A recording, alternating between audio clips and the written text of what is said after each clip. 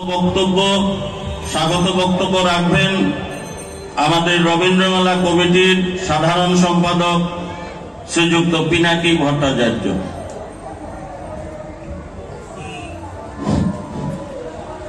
নমস্কার। ৪১তম রবীন্দ্রমেলার সন্তোষ রায় স্মারক বক্তৃতা অনুষ্ঠানে আপনাদের জানাই স্বাগত। আমাদের এই রবীন্দ্রমেলার প্রতিষ্ঠাতা সভাপতি প্রয়াত সন্তোষ কুমার রায় মহাশয়ের পথ ধরে সব প্রতিকূলতাকে উপেক্ষা করে মেলাকে এগিয়ে নিয়ে যাচ্ছেন বর্তমান সভাপতি শ্রীযুক্ত গৌতম রায় মহাশয় এবং কার্যকরী সভাপতি শ্রীযুক্ত রাহুল রায় মহাশয়।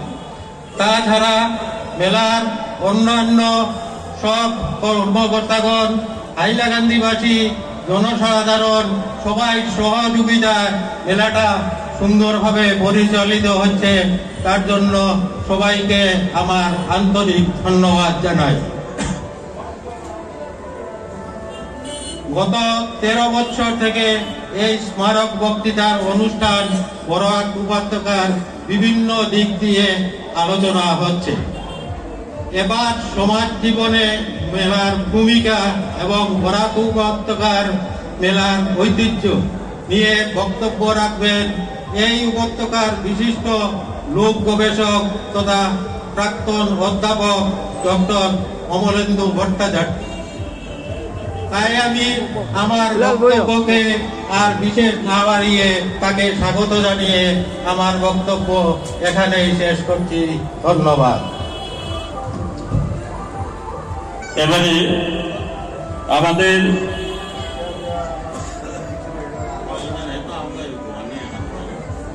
আমাদের এই স্মারক বক্তৃতা অনুষ্ঠানের আহ্বায়ক অধ্যাপক হিলালউদ্দিন লস্কর মহাশয় ইতিমধ্যে এসে পৌঁছেছেন, তাকে আমরা মঞ্চে আমন্ত্রণ জানাচ্ছি।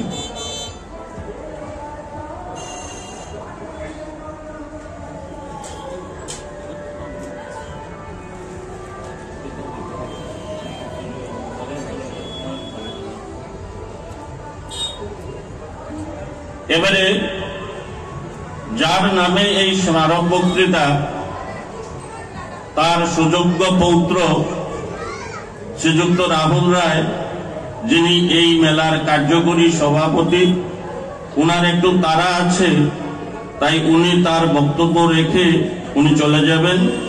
আমি আমন্ত্রণ জানাচ্ছি আমাদের কার্যকরী সভাপতি শ্রীযুক্ত রাহুল রায় মহাশয়কে কিছু বলার জন্য।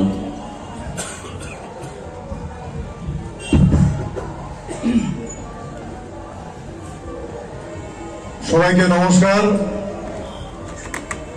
আজকে এই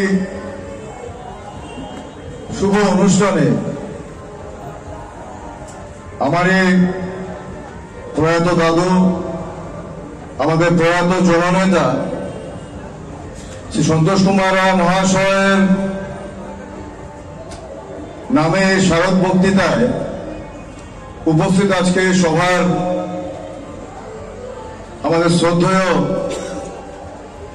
সভাপতি, আমাদের আসামের প্রাক্তন মন্ত্রী তথা মেলা কমিটির সভাপতি শ্রদ্ধেয় শ্রী গৌতম রায় মহাশয়,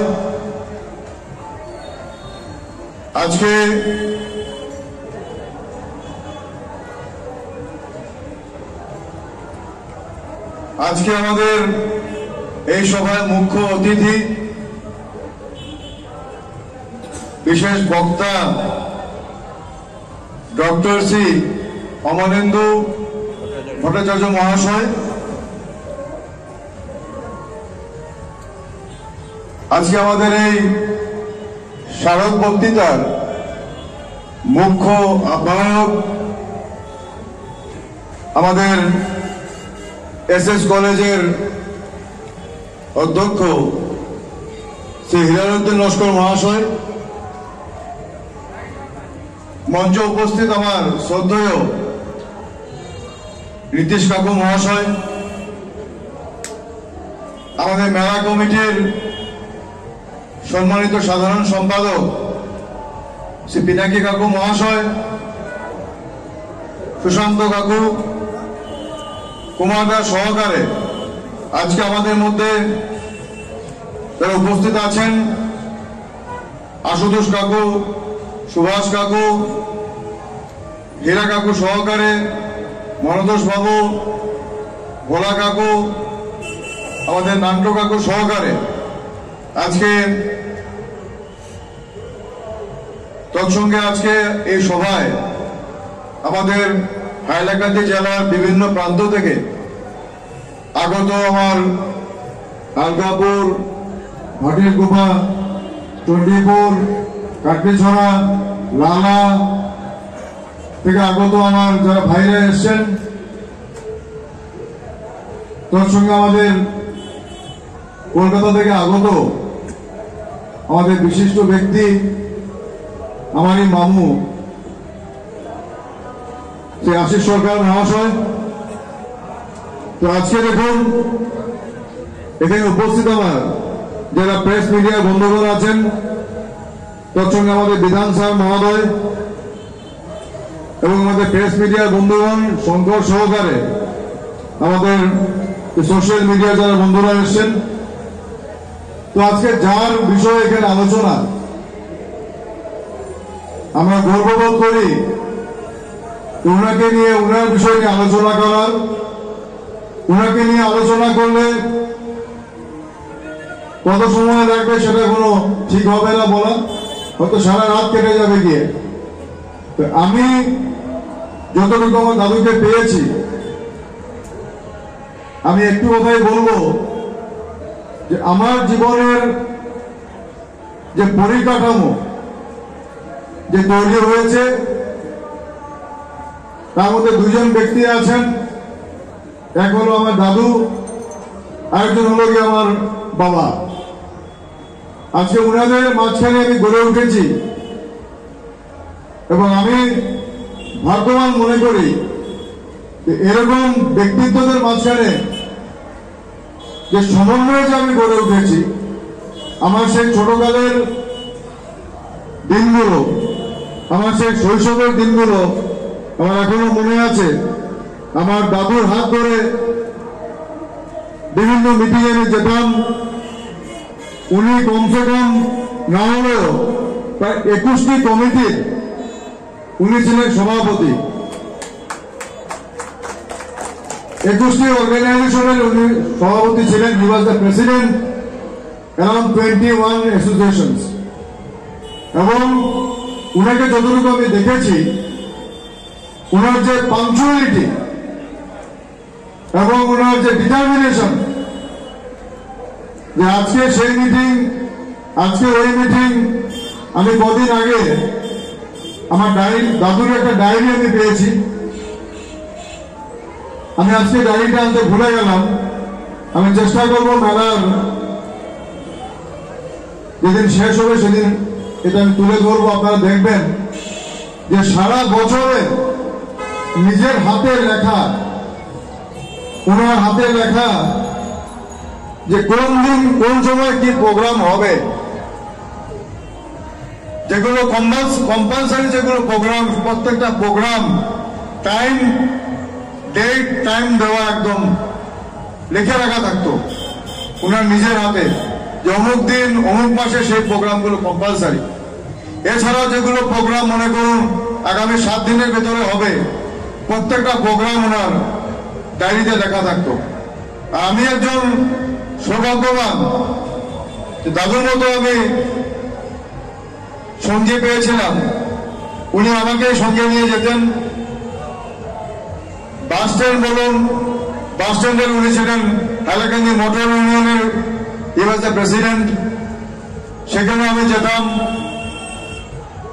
Bharat Sevak Samaj, wholesale cooperative society, red cross, আম্বেদকরজি ফাউন্ডেশন,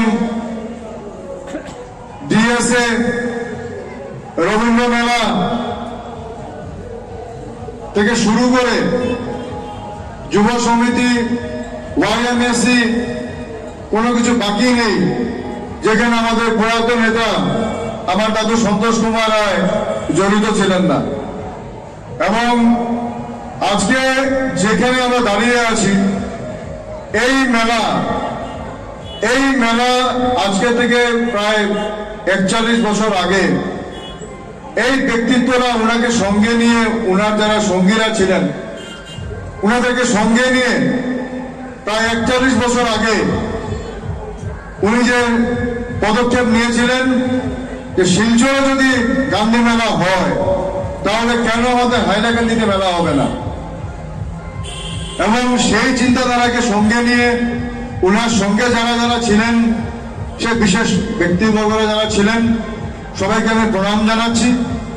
এবং আজকে উনার এই প্রচেষ্টার কারণেই আজকে আমরা এই রবীন্দ্র মেলায় আজকে হাইলাকান্দি জেলার মানুষ সেই আনন্দ উপভোগ করতে পারছে। সেজন্য আমি আজকের দিনে উনি যেখানেই থাকুন উনাকে আমি আমার অন্তঃস্থল থেকে আবারও প্রণাম জানাচ্ছি। এবং উনার যে ব্যক্তিত্ব, আমি একটা কথা বলতে ভুলে গেছি, উনি জেলা কংগ্রেসের সভাপতি ছিলেন, উনি প্রাক্তন বিধায়ক ছিলেন। সুতরাং উনার পদক্ষেপ আমরা দেখে আমরা সত্যিকারেরই একটা আইডিয়াল মানুষ হিসাবে আমরা ওনাকে ধরে নিয়েছি। হাইলাকান্দি জেলার হিন্দু, মুসলমান, খ্রিস্টান থেকে শুরু করে ধনী গরিব প্রত্যেকের নেতা ছিলেন আমাদের প্রয়াত নেতা শ্রী সন্তোষ কুমার রায় মহাশয়।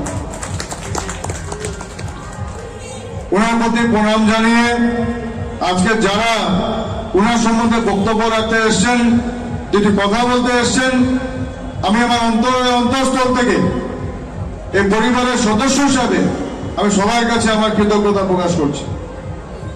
আপনারা বলবেন, আমরা শুনব। এখানে আমাদের সভাপতি মহাশয় আছেন।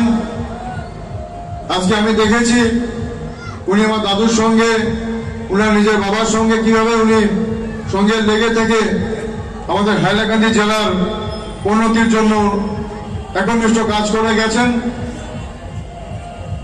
এটা আমাদের জন্য আশীর্বাদ যে এরকম ব্যক্তিত্ব আমরা পেয়েছি। আমি উনাকেও ধন্যবাদ জানাই, প্রণাম জানাচ্ছি যে হাইলাকান্দিবাসীর জন্য যে সমন্বয় যে কাজ করা হয়েছে সেটাকে আমি প্রণাম জানাই। এই বলে আজকে আমি বিশেষ সময় নেব না। আমরা সবাইকে আগামীতে এই নতুন বছর, এই নতুন রবীন্দ্র মেলা যাতে সুন্দর করে আবার আমরা প্রতি বছর করতে পারি, আমি আমার এখানে প্রফেসর মহাশয় এসছেন, আমাদের হিলাল কাকু এসছেন, ওনাকেও ধন্যবাদ জানাই যে দাদুর সম্বন্ধে সন্তোষ কুমারের শারদ বক্তৃতা যেটা শুরু করেছেন উনি শুরু করেছিলেন। ওনাকে ধন্যবাদ জানিয়ে আমি সবাইকে প্রণাম জানাচ্ছি। আমার দাদুর প্রতি, আমার আত্মার প্রতি আমার প্রণাম জানিয়ে আমার বক্তব্য সমাপ্ত করছি। ধন্যবাদ।